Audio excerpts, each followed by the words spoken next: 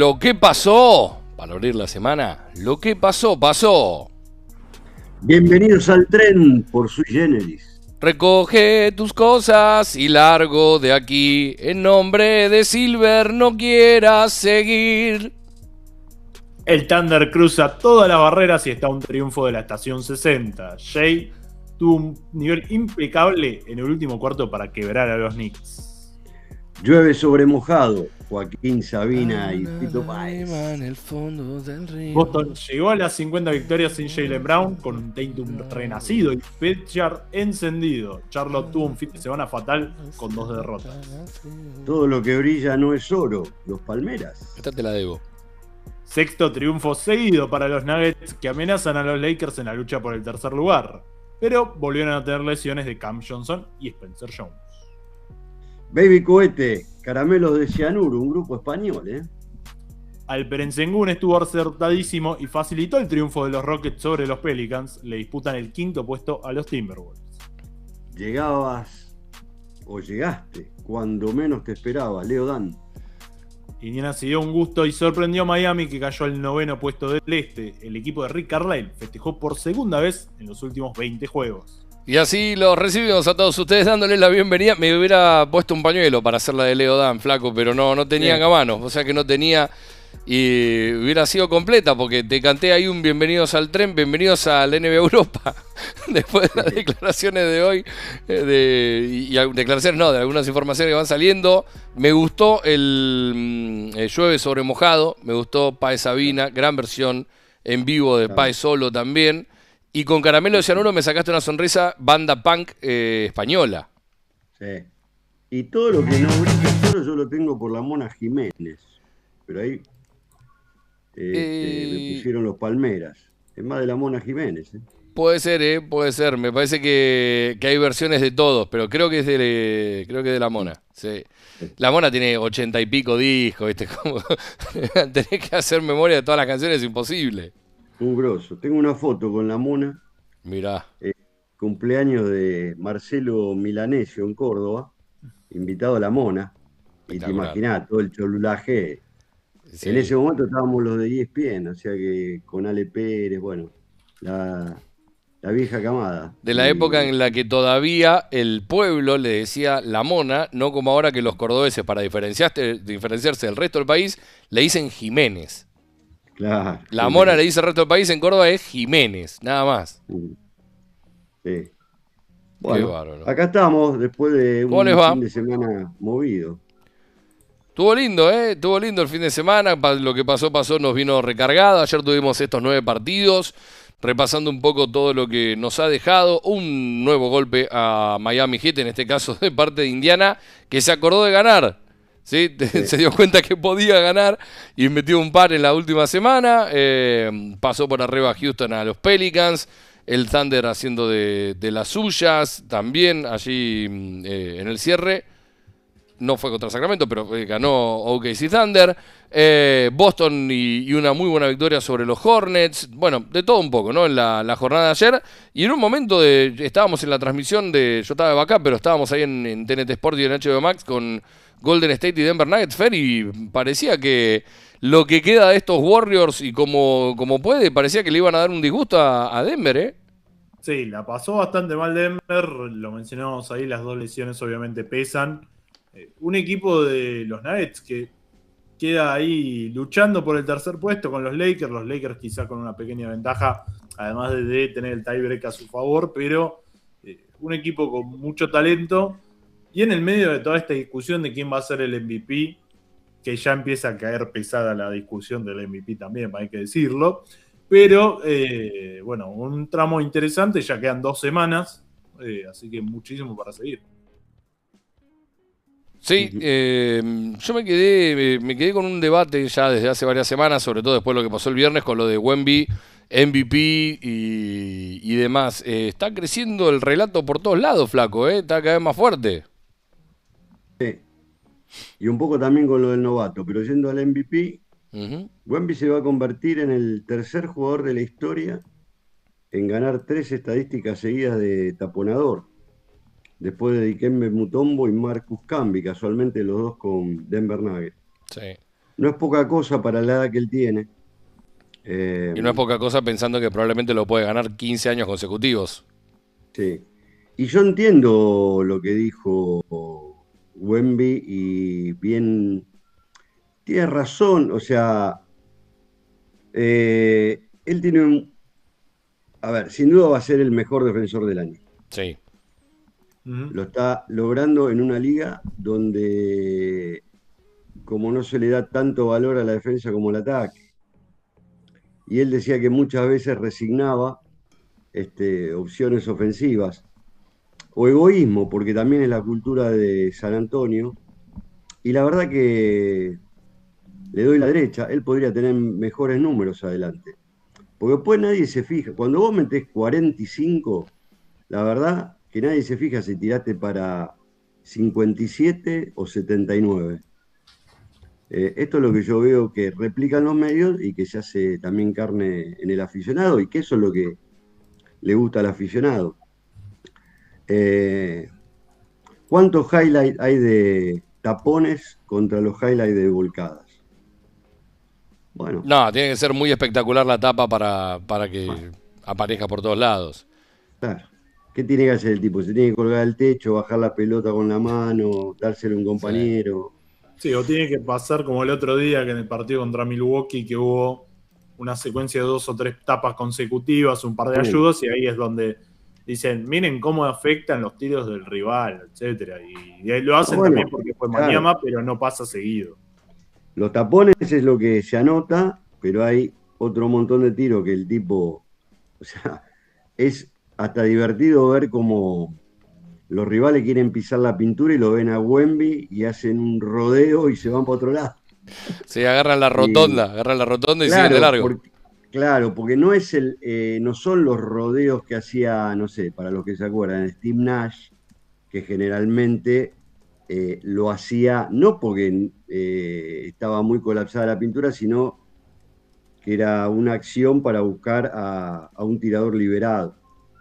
Esto es otra cosa. Acá llegás, te ve con el gigante y decís, la paso, ¿viste? La alejo, como sea. Y bueno, nada. Él además juega bastante tiempo fuera de la zona pintada. Si él jugara más cerca de la zona pintada, se cansaría de anotar. O sea, pero bueno, dice una gran. Es verdad esto de la cultura de San Antonio. Vos, a lo mejor dentro de 20 años la cultura de San Antonio no existe más, por ahora existe. Es la cultura del siglo XXI de San Antonio, no de antes, porque antes, a ver, ni siquiera del siglo XXI, para ser más preciso, de los últimos 12, 13 años de San Antonio. O sea, del subcampeón que pierde contra Miami, que juega mejor, reconocido por todos, que el que sale campeón y que le gana a Miami, y así hacia adelante y un par de años para atrás, 15 años. Esa es la cultura de San Antonio. Mirá, San Antonio empieza a admirar el tema de pases, y muchos esto lo saben, o del pase extra, también de la selección argentina. Y no es que lo inventó la selección argentina, ellos lo hacían, pero como que dijeron, bueno, uy, hay otros que también van por este lado. Y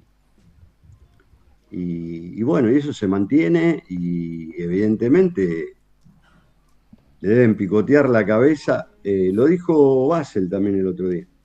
Le deben picar la cabeza los que quedan todavía, ahí en San Antonio todavía quedan algunos viejos de esa cultura. Qué sé yo, Buford, sería hasta el jefe de prensa, que es el jefe de prensa más antiguo de la NBA. Pero existe, y bueno, él podría anotar más de lo que anota, claramente. Sí, en ese sentido yo estoy de acuerdo. Igual hay una cosa que me hace ruido, porque hablamos de la cultura de pasarse la pelota, de generar opciones, que todos puedan tener su momento. Si hay un equipo que viene demostrando que todos tienen su momento y todos pueden anotar y todos se prestan la pelota, también es Oklahoma City Thunder. Entonces, con ese argumento y mostrando el dominio que mostró, ayer ayer no jugó bien Jalus Alexander, más allá que terminó con 20 y pico, 30 puntos y demás. No tiró bien, su selección de tiro no fue buena, estaba bloqueado con el aro, estaba de 1 o 2 de 1000 de campo hasta que después hace un doble, un golazo yendo para adentro, una bandeja de espaldas, mete el único triple que metió en todo el partido y el partido se quiebra. No estaba jugando bien. Aparece J-Dub con 20 puntos. Caruso con un triple clave. Keyson Wallace robando la pelota y corriendo a la cancha. Todos se prestan la pelota y anotan. Entonces, el debate de nos pasamos la bola y por eso Wemby no tiene los números que tiene, aplica también para Giles Alexander y así tiene los números que tiene igual el canadiense. Entonces, es un debate que digo, cada uno que exponga lo que exponga tiene razón y a la vez todo está equivocado. Sí, para mí lo que tiene Oklahoma es que tiene más jugadores con puntos en la mano. A diferencia de San Antonio, creo que sacando este último trago de la temporada y sobre todo desde que llegó McCain y con el impacto creciente de Isaiah Joe también desde el triple, me parece San Antonio, quizás por sorpresa también, porque no sé si se esperaba esto de Julian Champagny o del mismo Keldon Johnson o bueno, de Harrison Barnes se podía esperar, pero no sé si con la constancia que tuvo. Parece que San Antonio fue encontrando triple, pero en ese sentido Oklahoma en los últimos 2-3 años ya tiene muchos jugadores con puntos en la mano y eso ayuda muchísimo a que la pelota se mueva de otra manera. Creo que también después, que es la bendita historia de cuánto pesa eso en el debate del MVP, porque no es lo mismo tener a, no sé, a Margo Torok Nogueira de compañero que a LeBron, Austin Reeves o el que fuera, si fuese el caso de Luka Doncic. Pero bueno, la verdad es que creo que lo que está haciendo muy bien Oklahoma es armar un equipo que tiene muchos jugadores capaces de anotar de manera constante. Entonces, en una mala noche de Jay, o quizás una no tan buena noche de Jay, al menos desde el tiro, tiene la manera de compensarlo de otras maneras, ¿no? Bueno, bastante para armar una polémica, ¿no? Porque además porque además la dejó el partido de Oklahoma y los Knicks. Sí. Porque Jay hizo más puntos de la línea de tiros libres que de campo. Entonces, cuando decimos una mala noche desde el tiro, bueno, metió 13, 16 libres, lo que no metió fue de campo. No, Y por eso yo hablaba de campo. Digo sí. alta polémica porque Oklahoma ayer tiró 21 libres más que los Knicks. Que es raro ver que solamente que Jalen Brunson vaya 4 veces a la línea. Con todo lo que defiende al límite Oklahoma, nada, es llamativo. No digo que haya habido un error de los árbitros ni nada, pero bueno, esto también fue en algún punto uno de los focos de Mike Brown en la conferencia de prensa. O sea, hace 30 puntos, pero 16 son de tiros libres. Sí, Mike Brown estuvo muy enojado todo el partido. De hecho, se comió una técnica. Bueno, él dice que ya venía caliente del hizo partido en el Madison Square Garden.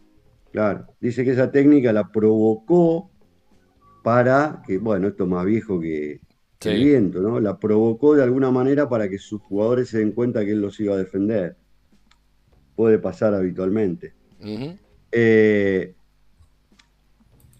Es cierto, como dice Fer, que tiene a lo mejor un plantel más largo de tiradores Oklahoma, y a lo mejor también lo que le saca una ventaja a San Antonio más que tiradores es lo que hace Jay como manejador del balón en relación a lo que puede hacer cualquiera de los dos bases, o sea, el titular de San Antonio, Castle o Dylan Harp. Por ese lado. Si es que de Aaron Fox está corrido como tirador, que es otro caso, ¿no? Lo de Aaron Fox, que también leí declaraciones que él había aceptado ese rol de secundario por detrás de Wemby porque él dice que San Antonio es el lugar ideal para ganar un anillo. Eh, Con lo difícil que es ganar un anillo, además. con lo difícil Con que es lo ganar un difícil que anillo. es. Sí, Sí. sin dudas. Pero bueno, Pero en queda... Sacramento no lo iba a conseguir. No, no, ni hablar, ni hablar. Queda abierta la charla sobre Wemby, Luka, Shea, Nikola Jokic y poné Jaylen Brown, poné el nombre que vos quieras para la carrera para el MVP. El que... Sí, no sé, o sea, del este, o sea, digamos, fuera Cunningham, porque no va a llegar por el Ujú, neumotórax, el candidato debería ser Jaylen Brown, sin ningún tipo de duda. Y, sí. no, y yo no veo que entre en la conversación. ¿Qué es lo más que hace Luka Doncic que Jaylen Brown? Yo lo puse En en la un conversación equipo. varias veces, pero es cierto que a nivel oficial volvió al quinto puesto en la web oficial, ¿no? Recordemos siempre que lo escribe un Mm. tipo solo, ¿no? Esto no son votos oficiales ni nada. Volvió en la última semana al quinto puesto. Bueno, que es lógico por otra parte. A ver, toda la campaña Boston la hace sin Tatum. O sea, Claro. este, no digo que es una comparsa, Boston, Jaylen Brown es una comparsa, porque está de Rick White, bueno, es jugadores, pero es mucho más meritorio el segundo puesto de Boston sin Tatum durante 65 partidos, 70, qué sé yo, o 65, sí creo, que, que lo de Lakers con Luka y LeBron juntos, ¿no? Y qué sé yo. Sí, además, Por nombres es un equipo, qué sé yo, te diría que por nombre, después por juego no, pero me parece que Jaylen Brown podría estar en la conversación hasta tercero, no quinto. Debería. Para mí además debería. lo que tiene Brown es defensivamente, Claro. probablemente es más que Tate, que Doncic que Jokic. Y el aporte que ha hecho esta temporada con un equipo de Boston que y habíamos preparado algo sobre eso, es el hecho de Boston se esperaba un año, entre comillas, sabático, porque había gente que hasta pensaba que hasta iban a tanquear porque no tenían a Tatum y porque habían perdido a Holiday, Porzingis, Cornet y Horford. Y la verdad es que principalmente en Brown, pero también en todo el resto del equipo encontraron un equipazo, un equipo que defiende a un altísimo nivel, lo vemos ahí, cuarto en eficiencia defensiva, segundo en eficiencia ofensiva detrás de Denver. Un equipo que tiene a Jaylen Brown, yo lo puse en nivel All-NBA, pero para mí tranquilamente podría discutir el MVP. Después cada quien tendrá sus gustos. Y lo que marcamos, ¿no? El hecho de cuarto equipo en clasificar a playoff, segundo en el este, en un este que se parecía que iba a tener a Cavaliers y a Knicks en lo más alto. Bueno, Detroit y Boston son los que mandan en este momento al menos. Tatum volvió en un buen nivel porque, si bien obviamente está yendo de menor a mayor, ayer tuvo su mejor noche y lleva 7 de los 11 partidos con al menos 20 puntos y 3 de ellos con al menos 4 triples. Pritchard asumiendo el rol de segunda espada hasta el regreso de Tatum y siendo un jugador clave en la anotación con este equipo de Boston que le encanta tirar de 3, que es el sistema con el que salieron campeones, pero que también no es lo mismo que Pritchard sea la tercera o cuarta o hasta quinta opción de goleo a pasar a ser la segunda y con una presión un poco mayor. Y después el impacto de Nehemías Queta, porque una de las grandes dudas era si los Celtics iban a poder tener un pivote capaz de ser productivo en la cercanía al aro. A ver, recordemos, cuando salen campeones, él no era ni el tercer pivot del equipo, o quizás lo era detrás, pero habría que evaluar bien cuál era el rol de Porzingis y de Horford, además de Cornet, obviamente. Mm. Y bueno, estamos hablando de un jugador que promedia 9 puntos, 8 rebotes y una tapa. Y miren lo que son los acompañantes, ¿no? Víctor Wembanyama, Alperen Sengun, Evan Mobley, Chet Holmgren, Donovan Clingan, Rudy Gobert y Kelly Oubre. Estamos hablando de 7 jugadores de los cuales se ha hablado muy bien en los últimos meses. Además de que obviamente son jugadores bárbaros. Entonces, creo que Boston encontró la fórmula, terminó respondiendo a un gran nivel, ya llegó a las 50 victorias, está cómodo clasificado al playoff, porque si bien lo de ayer fue más una oficialización que otra cosa, es un equipo muy completo, técnico. A ver, creo que eso debate para otro día. Para mí el entrenador del año, Joe Mazzulla, por lo que se esperaba y por cómo arrancó el equipo. y la verdad que no se le ve grandes grietas, más allá de que obviamente habrá que ver después cómo es el rendimiento de Tatum cuando lleguen los momentos de playoff, pero la verdad es que hasta el momento no ha mostrado problemas físicos tampoco. Yo me tomo el atrevimiento de aconsejar que lean un artículo que escribió el agente de jugadores Bernie Lee, que es el agente, entre otros, de Jimmy Butler, lo que dice sobre Boston Celtics, su encuentro con Maxula, lo que habla de Maxula y está relacionado a a una conversación que se dio en los medios antes de empezar la temporada sobre que Boston iba a tanquear al no tener a Tatum.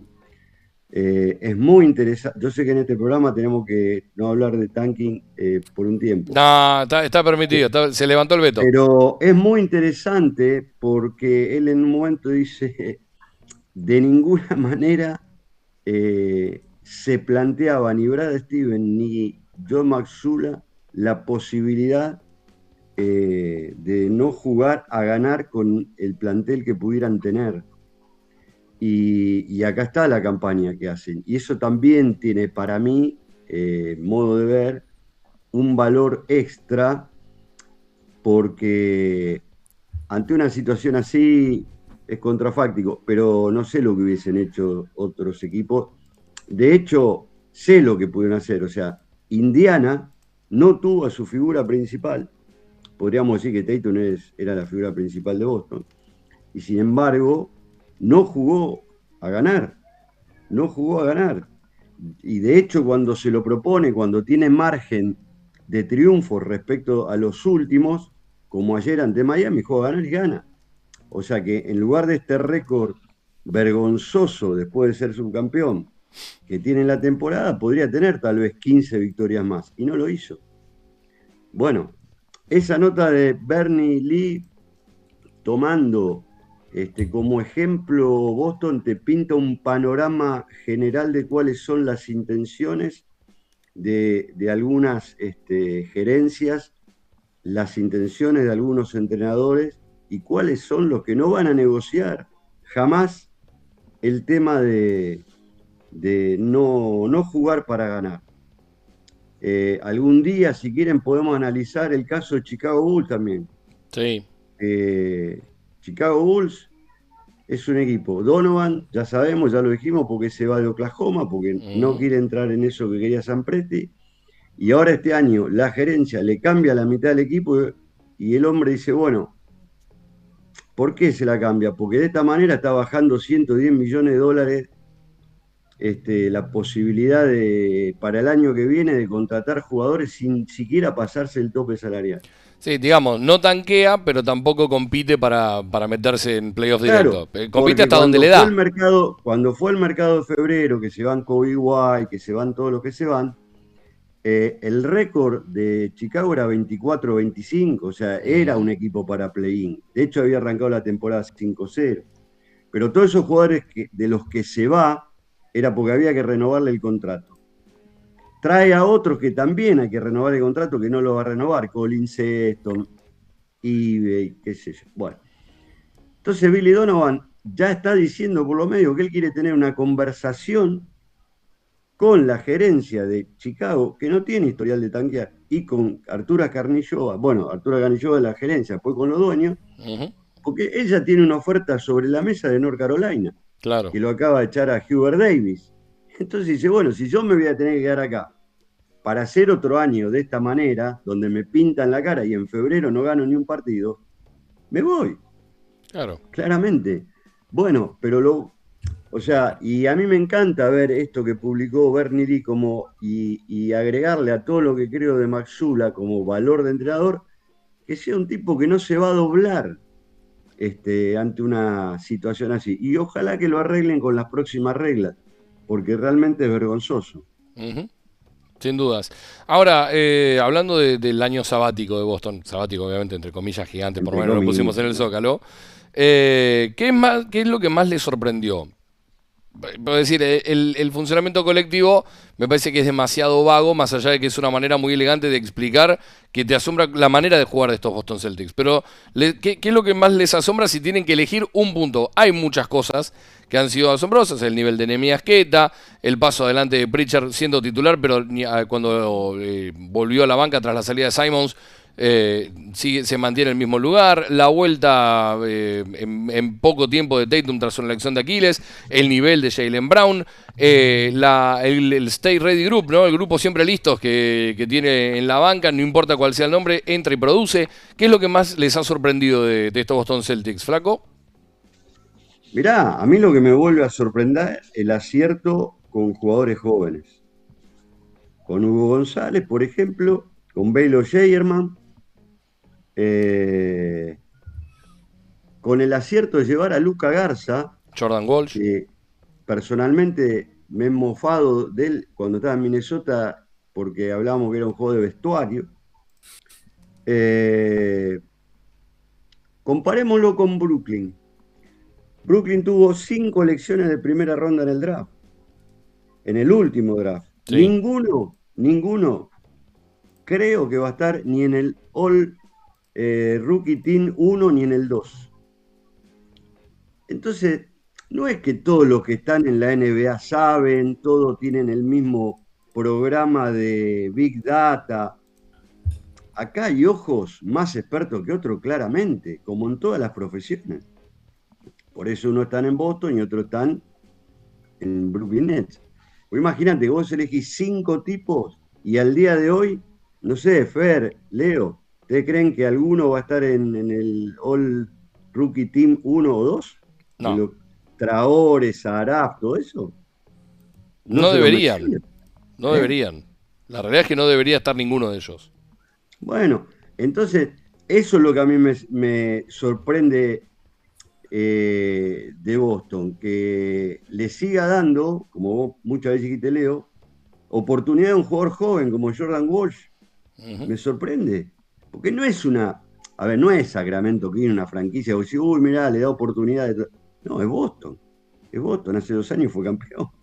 Sí. ¿Entendés? Que le hizo un contrato a Queta, la extensión, o sea, bueno, ahí hay ojos, que yo creo que son los de Brad Stevens, los de Mazula y la de otra gente que debe trabajar ahí. Y dice, bueno, vamos por acá.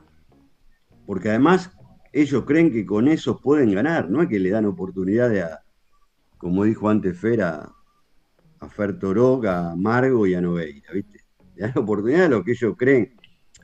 Y ayer y no le dan oportunidad a los que creen o a los que ya le dieron y creen que no tienen ningún recorrido para arriba, como Tillman, qué sé yo. Que ayer lo vi jugar un rato, unos minutos basura. En Charlotte. En Charlotte, claro. Sí. Bueno, Sí, pero sí. vos decís, ¿por qué se quedan con Queta y no con Tillman? Bueno. Porque le dieron salida. ¿Eh? Porque le dieron salida, ¿por qué va a ser? No, bueno, pero porque los tipos están viendo en Queta, cosa que en Tillman no No, tenía. obviamente, pero eso está más que claro. A mí Perdón, te quiero escuchar a vos primero, Fer, dale, antes de ir yo. Yo voy a decir primero algo sobre Tillman. Para mí Tillman fue como una pieza de engranaje de salida. Para mí Tillman podría haber aportado en este equipo de Boston.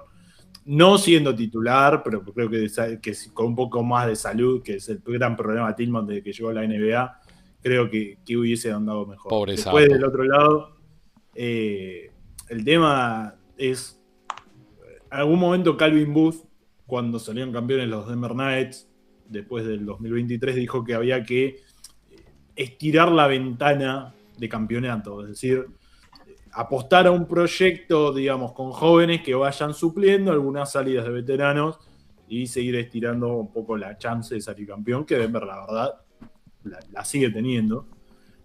Y creo que, para no agregar, no decir lo mismo que el Flaco, simplemente porque sí, también a mí lo que más me sorprendió es el nivel de Hugo González, de Baylor Scheierman, de propio Nehemías Queta, de una rotación que ha sido realmente muy buena, es el hecho de mantener al equipo listo, mantener a tu equipo bien consolidado, porque, a ver, son demasiadas salidas que tuvieron del año pasado a este, con 4 partidas muy significativas, además de obviamente la lesión de Tatum, y si bien tenés jugadores con experiencia de campeón, como Derrick White y Jaylen Brown, entre otros, creo que el hecho de que esos jóvenes hayan dado un paso hacia adelante para ser jugadores importantes en la rotación y siendo productivos desde el día 1, creo que es el gran valor que tuvieron los Celtics desde que inició la temporada, y cómo todos fueron creciendo, porque a ver, los primeros partidos fueron un poco complicados. No es que Boston no haya tenido chance de ganar,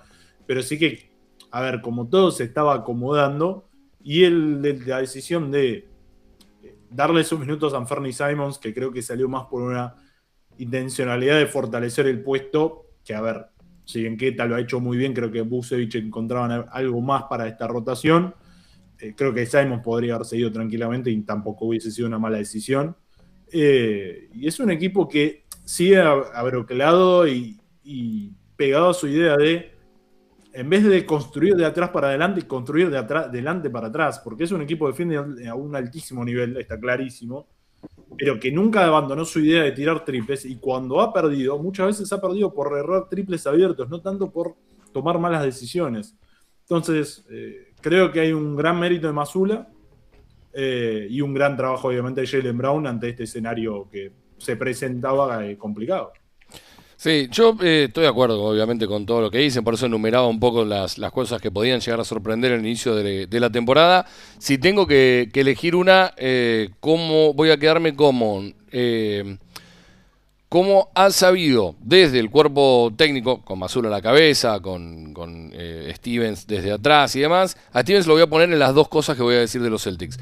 Una es, a partir de tenerlos a todos convencidos de una idea, cómo es cuando uno baja un poquito su rendimiento, tiene otro que puede darle algo similar y el esfuerzo no lo negocia. No porque alguien esté negociando sus ganas de estar en la cancha o el estilo, sino porque puede ser que no te salgan las cosas porque tu rival te esté superando. Este sigue siendo un deporte de oposición y el rival te quiere ganar. Entonces puede ser que un día entra Hugo González y lo mandan a defender al mejor del rival y el mejor del rival lo mata a pelotazos, entonces tiene que salir. Puede pasar, pero creo que los propios jugadores entendieron eso, que el manejo hasta de la frustración en algunas cuestiones, de entender que si un día te sacan, al día siguiente vos volvés a jugar, podés tener una semana mala, y en ese sentido todos los Hugo González, Walsh, Shireman, el propio Hauser, que por momentos es titular, por momentos no cierra partidos, no tiene minutos en cancha o baja mucho su prestación, todos tienen la cabeza del reseteo muy a mano, el reseteo de un partido a otro, entendido que es una temporada larga, perdiste un partido, no pasa nada, un partido metiste 8 triples, bueno, tenés que construir desde ahí. Creo que va mucho por ese lado, y voy a poner un nombre que muchas veces pasa muy de largo, porque en Pritchard lo estamos candidateando o preguntándonos si no puede ser jugador más mejorado después de haber ganado el sexto hombre del año pasado. Podría entrar Nemías Queta, nos decía Gus ahí por redes sociales también, que él lo propone. Queta también podría entrar tranquilamente. Yo voy a poner a uno que no va a ser nunca jugador más mejorado, que probablemente no sea nunca candidato a MVP porque sus números no le dan y demás, pero que siempre hace todo bien y que en algún momento de la temporada estuvo muy bajo, pero que siempre algo le dio y ahora está en un nivel altísimo, e incluso en las cosas que no se ven, que es Derrick White. Creo que tras la salida de Holiday, el que tomó ese lugar, y sobre todo en entendimiento de uno contra uno, yendo para adentro y no solo como tirador de tres, ha dado un paso adelante muy muy grande. Y ese regulador que era Holiday para los Celtics, sobre todo en cuestiones defensivas, lo tiene ahora en Derrick White. Obviamente recuperará a Tatum, que también puede defender distintas posiciones, es fundamental, el paso adelante de Brown y tantas otras cuestiones. Eso en el punto A. Y en el punto B, le pongo otro asterisco a la temporada de los Celtics a partir de la gerencia, y no por lo del tanking sí o tanking no, sino en esto de romper por el aire horas y horas y horas y letras y letras y letras, ¿sí? Porque hablo de prensa gráfica, prensa escrita en redes sociales y yo en sitios web, artículos generados, más podcast, más programas, más demás en español, en inglés o en el idioma que quieras, de que vos podés generar un equipo competitivo bajándote del segundo apron y haciendo un equipo largo. ¿Cómo? Bueno, el ejemplo de esta temporada de los Celtics. Entonces, entiendo que detrás de eso no solo está Stevens, por eso dije que lo iba a volver a nombrar, sino que también está Mike Sarren, a quien nosotros en Camino a la Carrera apodábamos el monje verde, que es el hombre que hace encajar todos los números, el que está detrás de analizar un montón de cuestiones que obviamente necesita alguien al lado como Stevens, estar en contacto directo con Mazzulla y su cuerpo técnico, porque puede saber de básquetbol, pero te dice, bueno, acá tenemos todo esto. Es Jonah Hill, el gordito de Moneyball. Para que lo entienda todo el mundo. Los que vieron la película lo van a entender fácilmente. Creo que entendieron y rompieron este relato, este guión, mal dicho, narrativa, relacionado con, este nuevo CBA no permite armar super equipos. Bueno, vos no tenés que armar un super equipo para competir. Es eso. Yo quiero unir algo que dijo Fer y lo que vos decís, Leo. Acá hay una cuestión con Simon. Simon viene a Boston de Portland por el tema de Jrue Holiday y desde siempre entendieron que era un jugador alquilado. Como Boston tiene más información interna que nosotros desconocemos, cuando ellos hacen el trade por que se van de Anthony Simon, ya sabían que Tatum iba a regresar, ya sabían. De hecho, fue un mes después que regresó Tatum. Entonces, ¿para qué querían también a Simon en el perímetro? Y le calzaba al dedo reforzar con Vucevic el juego interior, pero no por el nivel de Queta. Por si Queta se lesiona y vos te quedás solo con Luka Garza. Entonces venía bárbaro, un jugador experimentado, acusado de muchas cosas, siempre de frío, no ganador, pero bueno, que con minutos siempre está ahí con un doble-doble, que es confiable, que tiene un tiro abierto, que es el estilo Boston, y me parece que por ahí fue la cosa de... Trajo también otro jugador alquilado, como es Vucevic, que seguramente por la edad que tiene no le van a ofrecer ningún contrato. Y de ahí el mérito que decía Leo de la gerencia, ¿no? Es una construcción que claramente debe haber empezado en la cabeza de Steven y de su staff cuando se lesionó Tatum. Hicieron todo bien y rápido, desde operarlo a Tatum rápido a todos los demás. A todos los demás. Igual, yo no sé si está tan alquilado Vucevic, si es un jugador alquilado, porque es expiring y tiene 35 años. Si él puede firmar, si Boston lo convence de mantenerse competitivo y firmar en un contrato de la renovación a un sueldo que le convenga a la franquicia, es un negocio. Bueno, está bien, pero yo creo que Boston va a ser uno de los equipos que ni va a querer acercarse al primer April. No, por eso, pero vos pensás, tiene un sueldo, un contrato hoy en día de 21 millones de dólares. Hay que ver los sueldos de los demás. Sí, ya sé, pero si vos lográs hacer bajar, que te firme a la baja, no sé, el número que sea, pero a la mitad o menos de la mitad, o lo metés en una mid-level o lo que sea, bueno, ¿por qué no? Tranquilamente puede ser un negocio. Y te aclaro por qué creo, de última, puede ser que salga a buscar otro jugador que haga de Vucevic en este equipo. Y hay algo que Boston hizo y en el armado del plantel, alguna vez lo explicamos, y lo repito cortito por las dudas, Boston pierde en Horford y en Porzingis, dos jugadores, y en Cornet si querés también, pero principalmente el del año del campeonato, en Horford y en Porzingis, son jugadores que le daban mucho de distintas maneras, ¿sí? Bueno, ¿qué hizo? Trajo 3 jugadores, sobre todo con la salida de Porzingis, o si querés con la salida de Horford, no jugaban de lo mismo, no hacían lo mismo, pero cualquiera de los dos entraba. Trajo 3 jugadores por menos del salario de cualquiera de los dos, que entre los 3 pueden hacer eso con respecto al armado del resto del equipo. Entonces puede ser que haya otro, si me apurás ahora, que cobre menos y demás, que pueda hacer de Vucevic en este equipo, no se me ocurre. Sarren y Stevens estarán con eso, lo tendrán en la cabeza en caso de que el montenegrino no quiera renovar. Pero en ese sentido, por eso ponía el ejemplo de Moneyball. Moneyball lo que hacía, muy a grandes rasgos, era buscar nivelar con jugadores, con 3 jugadores lo que hacía uno solo a un salario más chico, pero que estaban por debajo del radar de todo el mundo. Sí, en vez de tener 800 de bateo, tenían 3 tipos que entre los 3 sumaban 800 o que tenían un potencial de superarlo. Estoy exagerando, para que se entienda.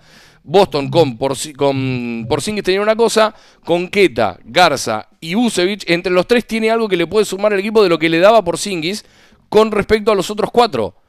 Entonces por eso va intercambiando la ficha y hasta acá le está resultando incluso sin Vucevic. Para mí Vucevic va a ser importante en playoff. Sí, para la 26-27 Boston tiene la misma plata para darle a Vucevic que la que ganó este año. Por- para mantenerse en 190 millones como terminó, como va a terminar gastando este año, que lo bajó creo que de 220 Sí, y lo bajó a 190. Bueno, va a tener 15, 16 millones para ofrecerle a Vucevic si lo quiere retener. Porque después el resto de los jugadores no son todos jugadores con contrato. Este, incluso, bueno, Queta lo tienen con opción de equipo por muy sí. bajo, 2.600.000. O sea, el único que queda libre es Vucevic, que cobró 21 y como vos dijiste, le pueden ofrecer 15, 16 a la baja a un tipo de 35 años para mantenerlo en el equipo. O tiene 15, 16 millones para buscar otro jugador. Sí. Esa es la realidad. Porque Sí, no yo se va a mover de este dinero Boston. Al contrario, va a querer bajar, no va a querer pasar no sé cuál va a ser el tope salarial, pero no va a querer lo superar dijeron ese. la semana pasada que ya estaba charlado, no, no lo retuve el número. Eso es No. mentira, Leo. Ah, sí. Y sí, porque el tope salarial no se calcula hasta que después, hasta que termina los No, playoffs. no, no, eso está claro. No, no, lo que digo es, hubo un estimativo. Bueno, Que no estimativo de recuerdo, no siempre. recuerdo quién fue, pero eran ciento. Bueno, no importa. No, no, Sí, no quiero tirar estimativo un de número porque lo siempre voy a pifiar. va a depender de la cantidad Claro, de partidos que haya de playoffs. claro, Para totalmente. terminar de cerrar el mínimo salarial, el tope salarial y los Sí. safeties. A mí lo que me Pero resulta claro, irrisorio. como todos empezamos a jugar, no, Sí, va a ser este en todos los obvio. medios. Va a ser A mí lo este, que no se sabe. me resulta irrisorio es que Pritchard la temporada que viene cobre 7.700.000 y la otra 8 palos 300. Y bueno, Me resulta realmente irrisorio con lo que produce. Quizás haya alguna extensión, algún cambio en el contrato, lo que digo, sea, pero bueno, es será, impresionante. será el Pippen de estos tiempos, ¿viste? Es muy probable. Eh, Es muy o que probable. hagan lo que hicieron con Kawhi Leonard. Por debajo de la mesa acaricio tu rodilla, cantaba Luis Miguel. Ah, Bien. No, a mí lo que sí me llama la atención, eh, quizás tomando de referencia a Boston este año, pero también en función del año pasado y de los tres últimos campeones, ¿no? Son equipos que tienen 7, 8 jugadores claros de primera rotación, primer titulares y suplentes principales, pero después han tenido una similitud de tener 11 jugadores, 12 jugadores listos en función de situaciones. A ver, no sé, Denver ha tenido a Jeff Green, que ha hecho algunas apariciones interesantes en rotación. Oklahoma tiene a este equipo que pueden jugar los 13 y podrían mantener el nivel. Y Boston ha hecho lo suyo el año que fue campeón. Y Boston está repitiendo la fórmula con nombres quizás menos significativos, al menos para lo que es lo que era el año que salió campeón, porque a ver, no es lo mismo tener a Luka Garza que Porzingis, pero tener 11, 12 jugadores que realmente te puedan aportar eso es muy importante. Por eso también, y quizás yendo un poquito más hacia atrás también, a mí me da la sensación de que hay una estructura, sobre todo de 2020 para acá, en el que vos tenés que tener dos jugadores principales, dos primeras espadas, a diferencia de la época del Big Three o incluso de los Warriors con Kevin Durant y cuatro importantes. Hoy con dos y una buena rotación alrededor podés competir mucho más, estirás tu plantel y es algo que incluso existía antes del CBA, pero que bueno, con el nuevo CBA obviamente se acentúa un poco más. Y también hay una realidad de saber fichar jugadores en función de situaciones y pensar el equipo como necesito 13, 14 tipos capaces de entrar en momentos diferentes y aportarme algo similar, que es lo que logró Boston, que creo que también es lo que logró el Thunder, que es lo que está haciendo el Denver, y creo que es lo que de a poco está logrando también San Antonio y Detroit por su parte, además de, y esta fue mi crítica constante a los Knicks, creo que este equipo de los Knicks es mejor que el del año pasado, quizás desde los resultados no se le está dando como tal, pero me parece que este equipo más extenso sirve mucho más de cara a un playoff. está bien todo eso para la temporada regular. Cuando llegamos a playoffs son 8 caballos y dos que van rotando para ser el noveno, a veces el 10, depende de cómo venga el partido, pero el resto achica notablemente sus minutos. Eso es histórico. O sea, 8 caballos Si querés, por ejemplo, de Boston ayer no jugaron ni Vucevic ni Brown, sumalos, White y tampoco. ahí ya tenés que sacar esa rotación a Harper y a, no sé, Jordan Walsh, por lo menos. O sea, quiénes van a ser el 6, el 7, el 8, no lo sé, pero No, yo lo que eh, voy es que ese 9 y décimo, lo que han hecho estos equipos es tener 6 opciones para esos dos. Entonces, en función de cada partido, pues yo coincido, a ver, son 8 claramente y después hay un par. Pero la verdad es que lo que han logrado el Thunder, por ejemplo, ha tenido partido de Jalen Williams haciendo aportes muy importantes y no es el octavo de la rotación del Thunder, pero te logra compensar algunas cosas que en situaciones específicas te sirve, que no es lo mismo que fichar a 8 principalmente y después, bueno, completamos con lo que haya, con lo que se pueda y con lo mínimo de veterano o jugadores de vestuario. Creo que lo que han hecho bien estos últimos 3 campeones y sobre todo Boston en este último año es plantear una situación similar con distintos nombres y tener un equipo listo para distintas situaciones. Bueno, cerrado el capítulo Boston, tenemos una nueva edición del desempate, ¿no? Aquí en Crossover. Hoy toca Lakers Nuggets, del cual está por encima Lakers todavía porque tiene 2 partidos menos disputados, por ende tiene 2 derrotas menos. claro. Serie 2-1 a favor, y ahí hay un tercer punto flaco, ¿no? En esta historia, pero tenemos varias cosas para marcar. Sí, acá lo que llama la atención es que Lakers tenga todavía 2 noches consecutivas, ¿no? Ahí no está destacado en rojo, pero 9 y 10 es consecutivo para Lakers. Además de la de Washington Cleveland, que sobre el final de la temporada, en abril, digamos, en las últimas 2 semanas, tenga 2 noches consecutivas. No tiene ninguna Denver y claro, Lakers tiene ante 2 partidos contra Oklahoma. Está bien. Denver tiene 2 contra San Antonio Y uno con Oklahoma. y 1 con Oklahoma. O sea que va a estar picantísimo, picantísimo esta definición por el tercer puesto. Y además, Lakers tiene la ventaja que está 2-1 contra los Denver Nuggets, ¿viste? Entonces, bueno, el lugar del tercero y cuarto va a estar, me parece, peleado toda vez de esta racha en la que se montó Denver Nuggets, que creo que lleva 6 seguidos ganados, y con un Jokic y Jamal Murray altísimo nivel, ¿no? Y bueno, y Hardaway, que la está metiendo ayer, lo destraba en algún punto en el tercer cuarto Hardaway, con un Otra par de vez. bombazos. Otra ¿Eh? vez. Claro, otra vez. ¿Sexto hombre del Este, año? y no, yo creo que Keldon Johnson es Keldon más, Johnson. pero bueno, qué sé yo. Eh, no sé, qué dirá Fer, qué sé yo.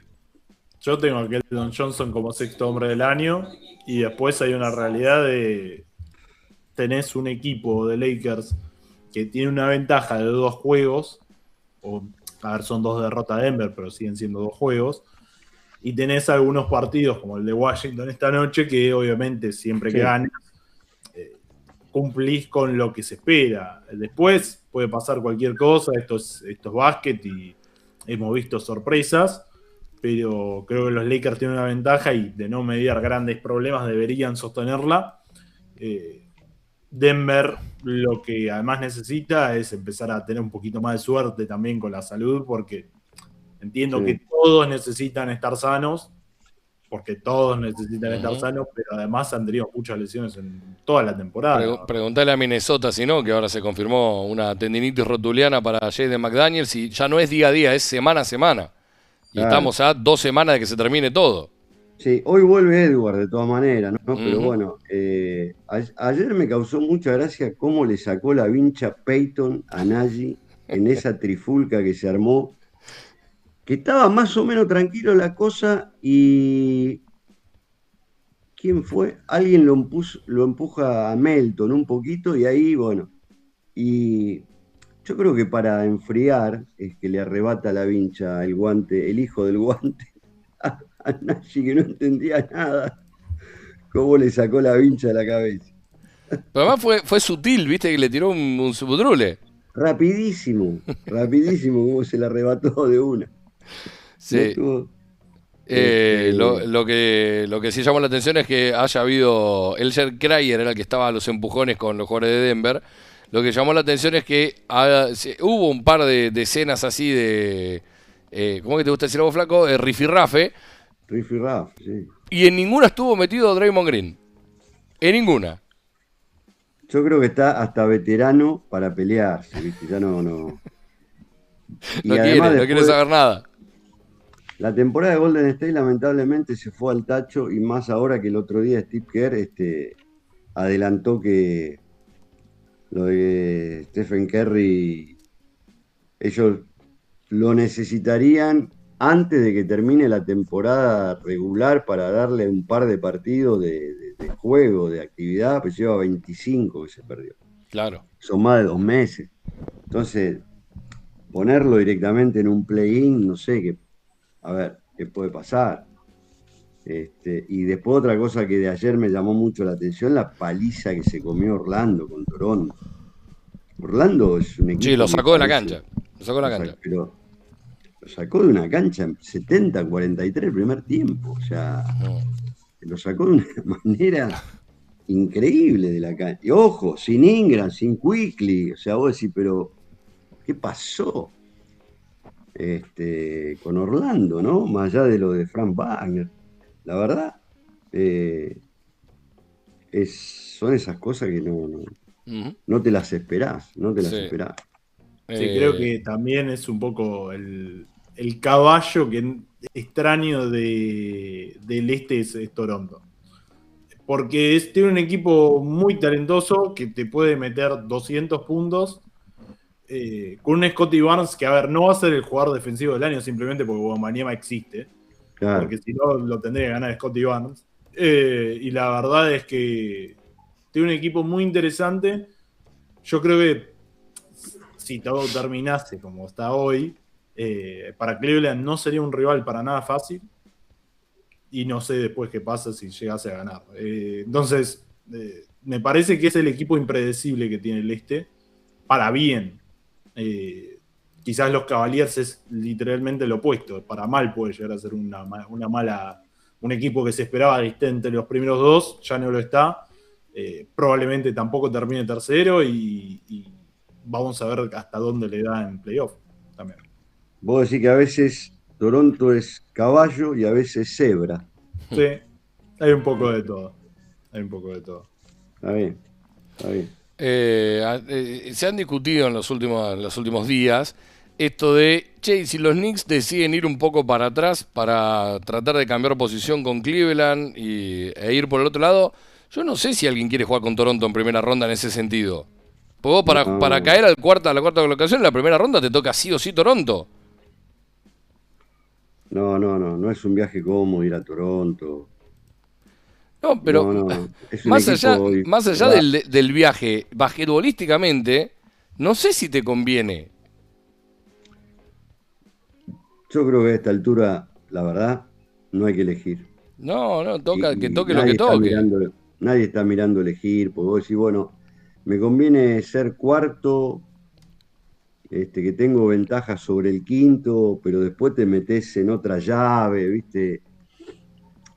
Si estás eligiendo no solo el primer rival, sino también el segundo. Yo creo que a ver, de lo que conozco, elegir, el que eligió pagó, a la corta, a la larga pagó. Claro. Preguntale a España, que 2 veces eligió y pagó, y otros equipos. No. Hay que jugar con el que te toque, hacer tu mejor campaña. Porque también es una cuestión interna. Vos le tenés que comunicar a tus Sí. jugadores que querés perder. Y los tipos dicen que ahora querés perder, después querés ganar. Escuchame. Yo también tengo Salvo, familia. salvo que nazca de una idea mancomunada de decir, bueno, preferimos tal cosa y no tal otra. Claro. Pero bueno, no lo sé, la verdad que no lo sé. Tenemos que empezar a cerrar. 15:59. Para hoy tenemos este. arsenal de ¿Y vos? partidos. 3 van por HBO Max, 2 de ellos van por TNT Sports, además de HBO Max. Empezando todo 20 horas, Miami-Filadelfia, alerta play-in, se podría llamar ese partido. Alerta play-in entre el Heat y Philly. 20:30 Boston Celtics contra Atlanta Hawks. No juega Jason Tatum, es por cuidado de su recuperación, noches consecutivas para los Celtics. Lo mismo para Jalen Williams en OKC Thunder, que tampoco va a estar jugando esta noche frente a Detroit. Y vos decías, Fer, esto de no debería tener problemas los Lakers con Washington. Washington también en back-to-back, menos que menos debería tener problemas.